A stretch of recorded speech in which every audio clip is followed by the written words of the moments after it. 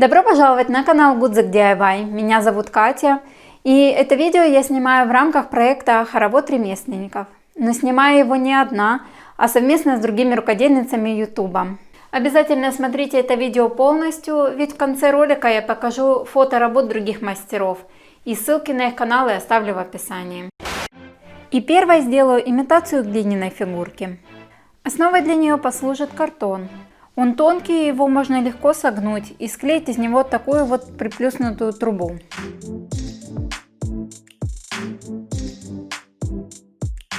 Заклеиваю у нее только верхушку. Ну и сверху оклеила малярным скотчем, для того, чтобы этот стык был более гладким. Коровка будет однотонной, мне понадобилось где-то пол маленького пакетика воздушного пластилина. Сначала леплю голову. Делаю такой вот пузатенький бочоночек и сужаю его чуть выше середины. Верхняя часть головы получается более узкой. Сразу же приклеиваю ушки, пока пластилин еще свежий.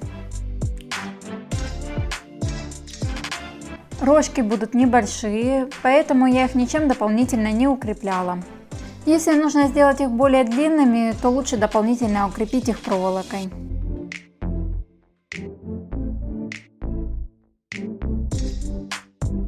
А глазки это просто два шарика, продавленные зубочисткой посередине. Как видите, все элементы очень простой формы. Это, на мой взгляд, придает большей схожести с натуральной глиняной фигуркой.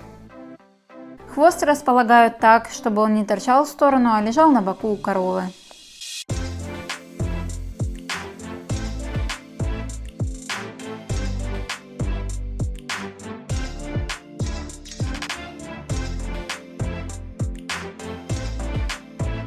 Ну а теперь займусь веночком. У меня есть пластиковая корзинка с красивым рельефом, и я довольно часто ее использую, если мне нужны маленькие листики. Просто приклеиваю плоские кусочки пластилина и оставляю их немного подсохнуть, потому что свежий пластилин не получится снять аккуратно, не повредив рельеф. Пластилин бывает разной консистенции, в зависимости от его свежести. Если он густоват, то добавьте в него немного воды и ПВА, и вы легко сможете распределить его довольно тонким слоем по поверхности. Я нанесла два таких слоя, чтобы не просвечивался цвет основы. Можно также покрыть и внутреннюю часть, но у меня была акриловая краска подходящего цвета, и я решила не усложнять себе задачу.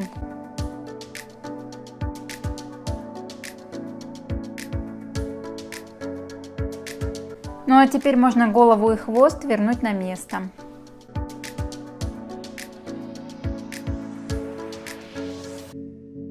И декор будет максимально простым. Рисую самые простенькие цветочки. Я использую контурную краску, но тонкая кисть или зубочистка тоже подойдет.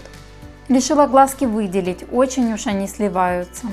Ну и чтобы они не были главным акцентом, веночек подкрашиваю бледно-зеленой и желтой краской. Причем наношу ее только по поверхности, не пытаясь хорошо прокрасить весь рельеф.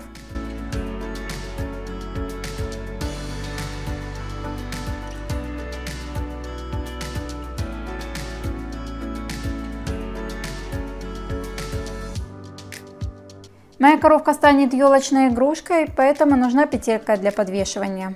По стилистике лучше бы подошел кожаный или вощеный шнурок, но у меня на подготовку к этому проекту было совсем немного времени. Поэтому я искала что-то подходящее в своих запасах и нашла кусочек бежевой атласной ленты. Мне кажется, что и она смотрится тут неплохо.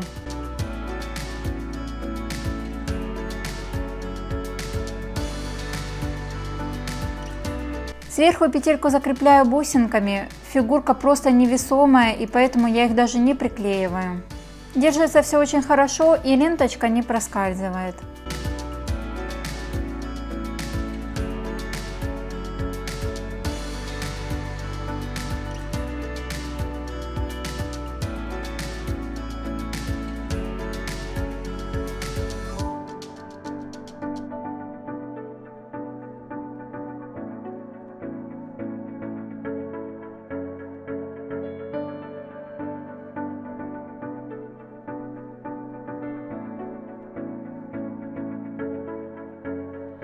Ну и для второй коровки мне тоже понадобится картон. Нарисовала вот такую простенькую коровку и перенесла только ее силуэт. Трафарет оставлю в описании под видео для того, чтобы вам было еще проще повторить этот несложный DIY. При работе с картоном я в основном пользуюсь клеем-карандашом. От него он не размокает и сохнет довольно быстро. Между слоями вклеиваю петельки из проволоки и придавливаю книгой до полного высыхания.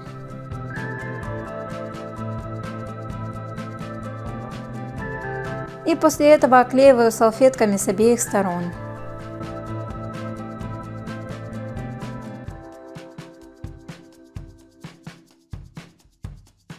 Наношу первый слой белой краски и карандашом наметила рисунок, чтобы было удобнее разукрашивать. Тело так и оставлю белым, просто наношу краску вторым слоем. А мордочку, копытца и вымя крашу бежевым цветом.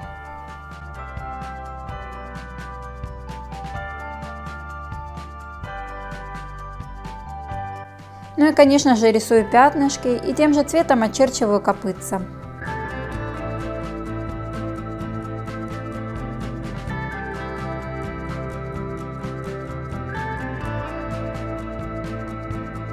На вымя и мордочку решила добавить розового цвета. Хотела аккуратно нарисовать глазки маркером, но он почему-то растекся и получились какие-то кляксы. Удалось исправить ситуацию, просто подкрасив тонкой кисточкой. Рожки оборачиваю пластилином и откладываю коровку сушиться.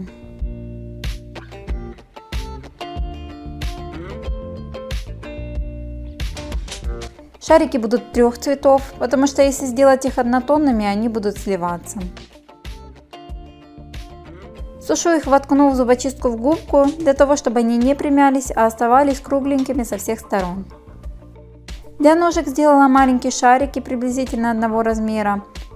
И после высыхания нанизываю их на нитку.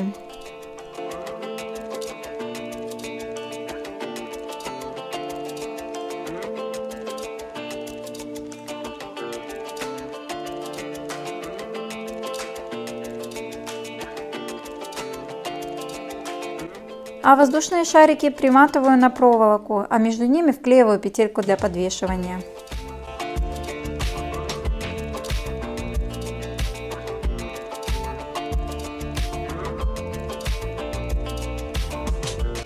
Осталось только дополнить ножки копытцами.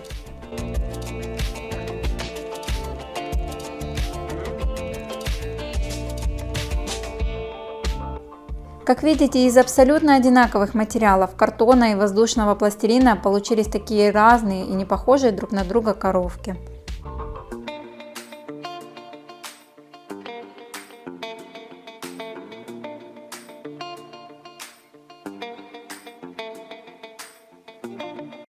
Ну а у меня на сегодня все. Надеюсь, что эти коровки вам понравились. А если вы впервые на моем канале, то вы можете подписаться, нажать колокольчик, чтобы точно ничего не пропустить. Ну а сейчас, как и обещала, фото работ других мастеров. Напоминаю, что все ссылочки будут в описании. Обязательно переходите, подписывайтесь и ставьте лайки.